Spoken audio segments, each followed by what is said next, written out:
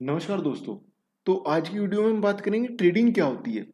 जैसे कि आपने सुना होगा ऑनलाइन ट्रेडिंग। ठीक है। ऑनलाइन ट्रेडिंग ऑफ स्टॉक्स ये एक तरह का आजकल प्रोफेशन बन गया है। ठीक है। अब से पहले क्या होता था, पहले होती थी भाई ऑफलाइन ट्रेडिंग। जैसा कि आज भी होता है। कभी आप सब्जी मंडी गए हो तो सब्जियां डायरेक्ट नहीं बिकती, सब्जियां आप तक डायरेक्ट नहीं आती। सब्जी पहले किसान के खेत से चली मंडी के थोक व्यापारी के पास जो किसानों से खरीद देगा। ठीक है। या मंडी समिति एक यहाँ एक्सचेंज का काम करती है। ठीक है। मंडी समिति के जो लिस्टेड लाइसेंस्ड ब्रोकर्स हैं वो ये खरीद लेंगे इसकी फसल किसान की। ठीक है। ये मंडी समिति के अंतर्गत जो ब्रोकर्स हैं उन्होंने खरीद लिया। अब वो ब्रोकर्स अपने से नीचे डायरेक्ट छोटे छोटे दुकानदार या जो रेडी रिक्शा वाले हैं उन्हें बेच देगी। ठीक है। या हम भी डायरेक्ट जाकर उनसे ले सकते हैं, तो हम हो गए रिटेलर्स। ठीक है। आप समझे क्या सीन है इसका। ऐसे ही स्टॉक्स का होता है। जो स्टॉक्स का ओनर है, जैसे रिलायंस कंपनी का जो ओनर है उसने अपने आप को रजिस्टर्ड कराया एनएससी के पास। ठीक है। और एनएससी के पास रजिस्टर्ड ब्रोकर्स हैं। ठीक है। जिनसे हम ये शेयर्स लेते हैं, हम रिटेलर्स। ठीक है। ये है रिटेल ट्रेडर।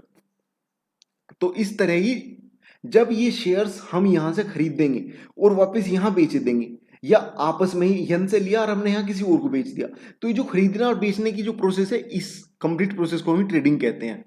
अब खरीदी और बेची किसी भी आइटम की इज कॉल्ड ट्रेडिंग।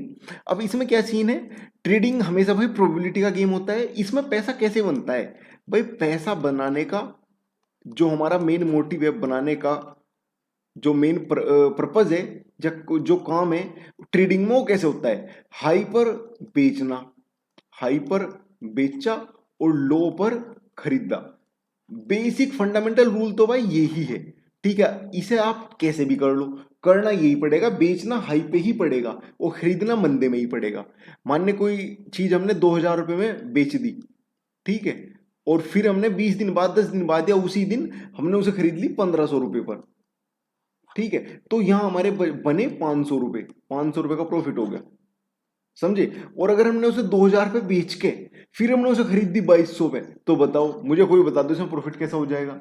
होने का ही नहीं। तो जो फंडामेंटल रूल है बिजनेस का वो यही है कि मंदे में खरीदना और महंगे में बेचना। इसमें हमेशा प्रोबेबिलिटी का गेम है ट्रेडिंग में। इस चीज को ध्यान रखना है हमेशा। और क्योंकि अनसर्टेनिटी है भाई पूरे गेम में। देर इज नो सर्टेनिटी कि अब हमने खरीद लिया तो अब ये बढ़ेगा, क्योंकि जिसे तुमने सामने बेचा वो भी तो तुम्हारी जैसा ही है कोई। हाँ। पता तो किसी को भी नहीं है कि अब क्या होने वाला है। बस अपनी रिस्क एपेटाइट को ध्यान में रखते हुए आपको काम करना है। यहां पर रिस्क एपेटाइट क्या होता है, रिस्क एपेटाइट या रिस्क कैपेसिटी। भाई दो बंदे हैं, दोनों की रिस्क कैपेसिटी है 10% of their capital, 10% of their account. ये रिस्क है। तो ए बंदा है, दूसरा बी बंदा है। ए बंदे के पास है 1,00,000 रुपए। ठीक है। बी बंदे के पास है 10,00,000 रुपए। ठीक है। तो इसकी रिस्क कैपेसिटी कितनी है, 10% ऑफ 1,00,000। ठीक है। तो कितना पड़ा इसका, 10,000। 1,00,000 का 10% 10,000, ऐसे 10,00,000 का 10% बैठेगा 1,00,000। तो जहां ये बंदा 10,000 का लॉस करने पर ही हिल जाएगा, वहीं ये बंदा 1,00,000 का लॉस तक झेल जाएगा। ठीक है। 10,000 क्या 10 गुना हो गई उसकी रिस्क एपेटाइट। तो इसी तरह अपने रिस्क प्रोफाइल को समझते हुए ही आपको ट्रेड करना है, या किस एसेट क्लास में आपको घुसना है। इंट्राडे करना है, स्विंग करना है, पोजिशन करना है, ऑप्शन करना है, फ्यूचर करना है, करेंसी करना है, कमोडिटी करना है, गोल्ड करना है, क्रूड करना है, बहुत सारे आइटम है। तो अपना रिस्क एपेटाइट देखने के बाद करना है। इन्वेस्टिंग से अलग होता है भाई ये। ट्रेडिंग और इन्वेस्टिंग दो अलग अलग चीज है।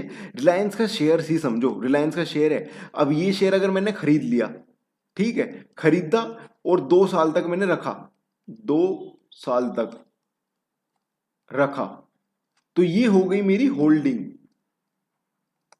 ठीक है। और ये मैंने खरीदा और 10 मिनट बाद बेच दिया, 10 मिनट बाद बेचा, ये हो गई भाई साहब ट्रेडिंग।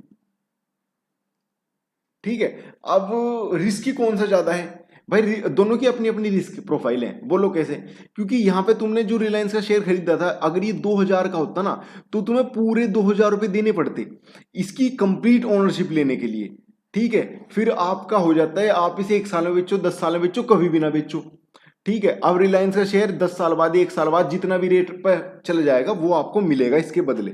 ठीक है। और यहां पर जो हमने ट्रेडिंग करी 10 मिनट बाद जो हमने बेच दिया था, तो इसकी ओनरशिप हमें कंप्लीट ओनरशिप नहीं मिलती, इसकी सिर्फ हमें ट्रेडिंग की ओनरशिप मिलती है। जो रिलायंस का 2000 का शेयर है, वो हमने अगर लीवरेज लेके 2000 रुपए का आइटम 200 रुपए में खरीदा, ठीक है, 200 रुपए में खरीदा, 200 में खरीदा, तो हमने ऑलरेडी कितने लीवरेज पे उठाया इसे, 2000 का 10 गुना दिया हमने, 2000 का सिर्फ 10वां हिस्सा दिया, तो हमने सिर्फ 10% के मार्जिन पर, ठीक है, इसे खरीदा शाम तक के लिए, यानी कि भाई 5 घंटे के लिए, ठीक है।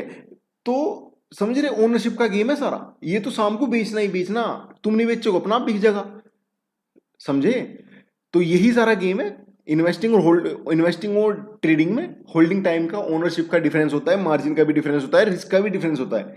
इन्वेस्टिंग करते हो आप तो उसमें आपके 2000 के 2000 का रिस्क है भाई, आपने अगर 10 साल बाद देखा, पता लगा 2000 की कंपनी आप 20 रुपए की रहेगी अब जा, या 2000 कंपनी 20,000 की होगी, कुछ भी हो सकता है, समझे। तो इस तरह आपको अपना सब चीजों को ध्यान में रखते हुए ट्रेडिंग में घुसना है भाई, इतना आसान नहीं है कि पैसे डाल ले और बस पैसे बनने शुरू। ठीक है दोस्तों, धन्यवाद वीडियो देखने के लिए, फिर मिलते हैं नेक्स्ट वीडियो में।